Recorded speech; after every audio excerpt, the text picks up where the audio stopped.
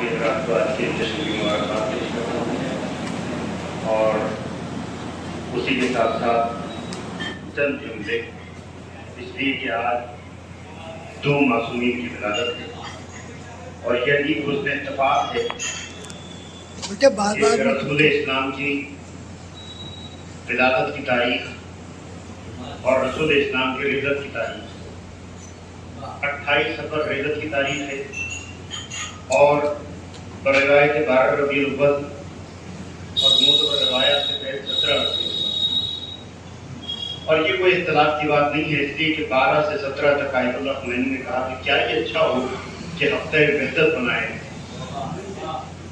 اس لیے کہ 12 سے 17 تک سب کے سب مل کے رسول اسلام کا جشن منائیں، تو اس سے بہتر کیا ہو سکتا ہے؟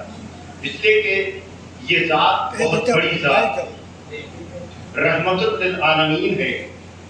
اگر ایک دو دن جشن منایا جائے تو ان کا حق ادا نہیں ہوتا، بلکہ اگر سال بھر بھی جشن منعقد کیا جائے تب بھی ان کا حق ادا نہیں ہوتا۔ لہٰذا اگر ایک ہفتہ جشن منایا جائے اور وحدت کا پیغام دیا جائے تو اس سے بہتر کیا چیز ہو سکتی ہے؟ لہٰذا آیت اللہ میں نے حسین انتظار پیدا کیا اور فرمایا کہ اس کو ہفتہ وحدت کے نام سے یاد کیا جائے تاکہ سنی اور شیعہ دونوں مل کر جشن رسول منعقد کریں۔ آپ غور کیجیے کہ 28 صفر رحلت کی تاریخ ہے رسول اسلام کی اور 17 ربیع الاول ولادت کی تاریخ ہے۔ 28 صفر کو رحلت ہے، تب ایک امام کی ساتھ ہے، امام حسن اسلام کی بشارت ہے، اور 17 ربیع الاول کو ولادت ہے تو ہمارے چھٹے امام کی ولادت۔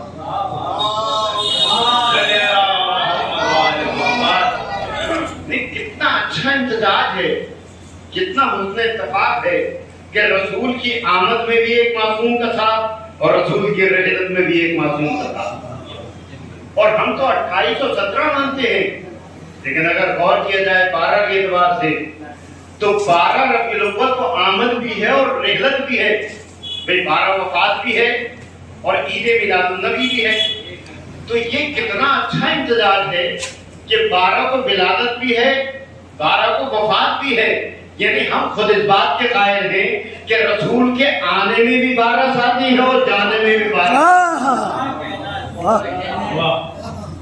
رسول کی آمد بھی 12 میں، رسول کی رحلت بھی 12 میں، تو 12 آنے میں بھی ہے اور 12 جانے میں بھی، یہ اتفاق، اور یہ عالم اسلام میں تسلیم کیا جاتا ہے۔ اگر ہم کہتے تو یہ کہا جاتا ہے کہ داعش شیعہ افراد ہیں، انہوں نے 12 امام کو جوڑ دیا، لیکن نہیں، 12 تاریخ میں ولادت بھی ہے، 12 تاریخ میں وفات بھی۔ تو یہ سب جو جشن کا قائم ہوا رسول اسلام عظیم ذات رحمت اللہ علیہ، اللہ نے فرمایا کہ وما محمد الا رسول، محمد رسول کے سوا کچھ نہیں ہے۔ اور علماء تشریف فرمائے کہ میں اس بات کا خدمت میں کر رہا ہوں کہ وما محمد الا رسول 4 لفظ آئے تھے، لیکن اس میں حرف الا، حرف استثناء کہلایا جاتا ہے عربی میں، اس کی بہت زیادہ اہمیت ہوتی ہے۔ اس سے پہلے والا لفظ مستثنیٰ، مستثنیٰ منہ، اور بعد والا لفظ مستثنیٰ، اور بہت تفصیلی بحث ہے عربی گرامر کے اعتبار سے، لیکن خلاصہ اور نتیجہ آپ کی خدمت میں یہ الا جہاں بھی آ جائے سمجھیے گفتگو بہت اہم ہے۔ ایک تو سیدھی سی بات پیش کی جاتی، کسی نے میں نے پوچھا محفل ہو رہی ہے، جواب کیا ہوگا؟ محفل ہو رہی ہے، صحیح بات ہے، محفل ہو رہی ہے، سیدھا جملہ ہے۔ لیکن عربی میں اگر کسی اہم بات کو بیان کیا جاتا ہے تو پہلے انکار ہوتا ہے، بعد میں اقرار ہوتا ہے، اور بیچ میں حرف الا کا استعمال ہوتا ہے۔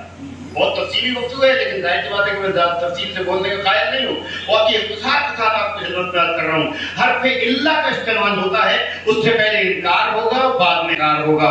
اللہ نے یہ نہیں کہا کہ محمد رسول کے سوا کچھ نہیں، محمد رسول ہے، اشہد ان محمد رسول اللہ، ہم اذان میں کہتے ہیں، اقامت میں کہتے ہیں محمد رسول اللہ، کلمے میں پڑھا جاتا ہے، سیدھا جملہ محمد رسول اللہ، لیکن اللہ نے کہا نہیں، عظمت کے ساتھ بیان کروں گا، اہمیت کے ساتھ بیان کروں گا۔ اس نے کہا وما محمد کچھ نہیں الا رسول، سوائے اس کے کہ وہ رسول ہے۔ اور اس کا مطلب یہ ہوا کرتا ہے کہ ایک لمحے کے لیے بھی ہم محمد کو رسول کے علاوہ کچھ نہیں مان سکتے.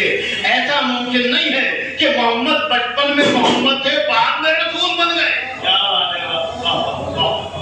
بات اور آسان کر دوں، اللہ نے اپنی الوہیت کا اعلان قرآن میں متعدد آیات کے ذریعے کیا، لیکن جہاں اہمیت کو بیان کیا ہے اس نے کہا لا الہ، کوئی خدا نہیں، الا اللہ. پہلے انکار، بعد میں اقرار. لا الہ، کوئی خدا نہیں، الا اللہ، سوائے اللہ کے. اور فرمایا اسی انداز سے اہل بیت کی محبت کا اعلان کیا. سیدھا سے کہتے تھے کہ اہل بیت کی محبت ضروری ہے واجب ہے لازم ہے، لیکن نہیں، اللہ کے ذریعے اس نے کہا قل لا اسألکم علیہ اجرا. ان سے کہہ دو کہ میں تم سے اجر رسالت کچھ نہیں مانتا، الا المودۃ فی القربى، سوائے مودۃ قربا کے. اہمیت بتانا. اور بات کو آسان کر دوں، حدیث میں ہے پڑھتے رہتے سب، لا فتح الا علی، لا سیف الا ذوالفقار. نہ علی جیسا کوئی جوان ہے یا ذوالفقار جیسی کوئی تلوار. اس صرف اللہ کا استعمال ہے، اور اللہ کا استعمال خود اس بات کی دلیل ہے کہ اب ایک لمحے کے لیے ہم کسی اور چیز کی گنجائش نہیں کر سکتے.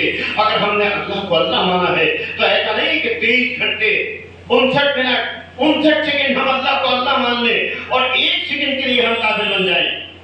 1 سیکنڈ کے لیے ہم اللہ کو اللہ نہ مانیں، نہیں، بلکہ اس نے کہا لا الہ، کوئی خدا نہیں ہے، الا اللہ، سوائے اللہ کے. بالکل اسی انداز سے وہ آواز دے رہا ہے وما محمد، محمد کچھ نہیں، اللہ رسول.